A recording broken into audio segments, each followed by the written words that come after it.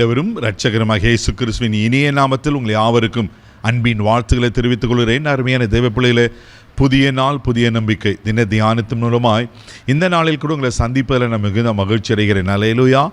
இன்றைக்கு கூட கர்த்தர் நமக்கு கொடுக்கிற வார்த்தை என்ன? ஏசாயா தீர்க்கதரிசன புஸ்தகம் 40ஆம் அதிகாரம் 11வது வசனம் கூட வாசிக்க கேட்போம்.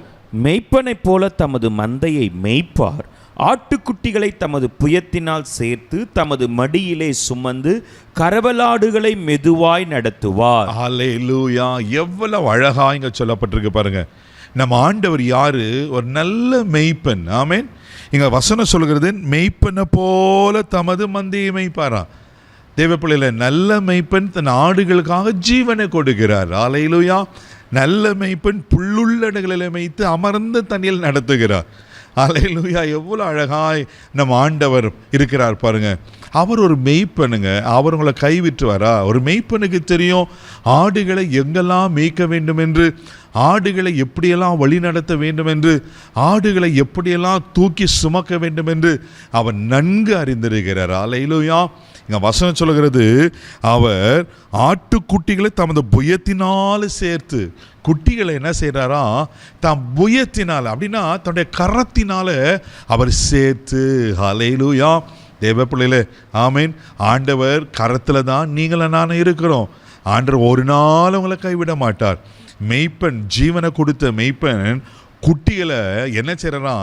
தாம் புயத்தினால சேர்த்து கொள்கிறார். ஏன் அவர் புயத்தினால சேர்த்து கொள்கிறார்னா, சங்கீதலின் புஸ்தகம் 89ஆம் சங்கீதம் 10வது வசனம் வாசிப்பீங்கன்னா இப்படியா சொல்லப்பட்டிருக்கு. வாசிக்க கேட்போம். உமது வல்லமையான புயத்தினால் உம்முடைய சத்துருக்களை சிதறடித்தீர். ஆமென். உமது வல்லமையான புயத்தினால சத்துருக்களை சிதறடித்தீராம். இந்த குட்டி ஆடுங்க தெரியாம அங்க இங்க போயிடும். ஆமென். துஷ்ட மிருகம் வந்து அந்த ஆடுகளை பிடிச்சிடும், சாப்பிட்டுடும், அது சேதம் உண்டாக்கிடும். அதனால தான் அவருடைய வல்லமையான புயத்தினால எதிராளிகளை, ஆமென், துஷ்ட மிருகங்களை, தெய்வ பிள்ளைகளை, சத்துருக்களை சிதறடித்தி. தெய்வ பிள்ளைகளை, நீங்களும் நான் ஆண்டருக்கு பிள்ளையா இருக்கிறல்ல, ஆமென், ஒரு நாளும் ஆமென் அவர் சத்துரு கையில் நம்மளை ஒப்பு கொடுக்கவே மாட்டார். அதனால தான் சங்கீதம் 23 அழகாக சொல்லப்பட்டிருக்கோம்.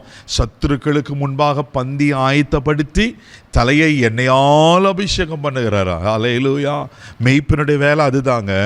அவர் புயத்தில் நீங்களும் நான் இருக்கிறோம். பயப்படாதீங்க. ஐயோ யாருன்னா மேற்கொண்டுருவாங்களோ, இந்த மனுஷர் மேற்கொண்டுருவாங்களே, சூழ்நிலை மேற்கொண்டுருமோ, இந்த மந்திரம் மேற்கொண்டுருமோ, எதெல்லாம் குறித்து நீங்கள் பயப்படுறீங்க? பயப்படாதீங்க. உங்களுக்கு நல்ல மெய்ப்பன் இருக்கிறாரு. அந்த மெய்ப்பன் தாம் புயத்தில், அவருடைய புயத்தினால் உங்களை தூக்கி சுமந்து கொண்டிருக்கிறார். ஆமீன். அப்போ மெய்ப்பனுடைய கரத்தில், புயத்தில் நீங்களான இருக்கும்போது ஏன் பயப்பட சொல்லுங்க பார்க்கலாம். இங்க இன்னொரு காரியம் சொல்லப்பட்டிருக்கிறது, தமது மடியிலே சுமந்து. அல்லேலூயா. பாருங்க, அவர் தன் கரத்தில் சேர்த்து வைத்துக் கொள்கிறது மாத்திரம் இல்லாமல் தன் மடியிலே சுமந்து கொள்கிறாரா. நீங்கள நானும் அவர் மடியில் இருக்கிறேங்க, அப்பா மடியில் இருக்கிறேங்க. ஒரு தாய் தான் குழந்தைய தான் மார்பில் போட்டு 2 தட்டு தட்டும் போது அந்த குழந்தைக்கு எவ்வளோ சுகமாக இருக்குன்னு தெரியுமா? ஆமீன்.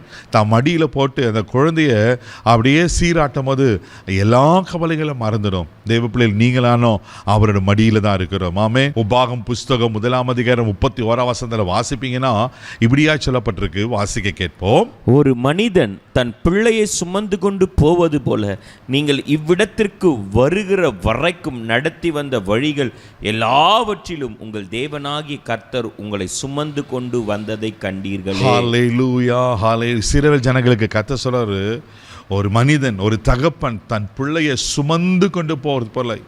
ஆமேன். இதுவரையிலும் அந்த பாலும் தேனும் ஓடுற கானான் வரையிலும் அவர் தான் உங்களை சுமந்து கொண்டார். தெய்வ பிள்ளையில, உங்களை பரலோக ராஜ்யம் சேர்க்கிற வரையிலும் உங்கள் வாழ்நாள் முழுதும் கர்த்தர் உங்களை சுமப்பார். பயப்படாதீங்க.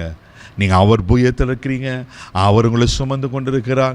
அது மாத்திரமே, கடைசியாக கரவலாடுகளை மெதுவாய் நடத்துவாரா. ஹல்லேலூயா.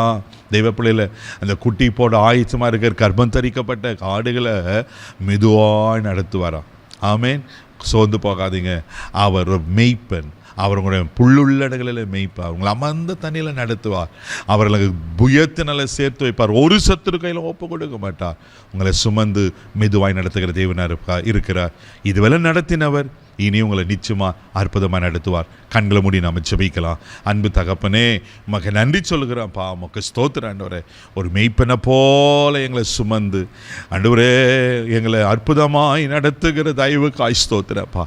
இப்போது கூட யாரார் என்னென்ன காரியத்தில் பயந்து போய் சத்துருக்களுக்காக பயந்து போயிருக்காங்களோ ஆண்டவரே உமக்கு ஸ்தோத்திரம். உங்கள் புயம் வெளிப்பட்டுட்டுங்கப்பா, பாதுகாக்கட்டும்ப்பா. நீங்கள் சுமந்து கொண்டு வருகிற தயவு காய் ஸ்தோத்திரம். இந்த நாள் முழுதும் கரத்தில் ஒப்பு கொடுக்குற எல்லா தீங்குக்கும் விளக்கி காத்துக்கிறோம் அன்றரை. எங்களை புல்லுள்ள இடங்களை மேய்க்குது அமர்ந்த தண்ணீரில் நடத்துகிற காய் ஸ்தோத்திரம். பாதுகாத்துக்குள்ள வழி நடத்தும் கிருபை ஒப்பு கொடுக்குறேன் இயேசுவின் மூலம் ஜெபங்களும் பிதாவே, ஆமென். நல்ல மேய்ப்பன் உங்களோடு இருக்கிறார். தைரியமாக போங்க. God bless you.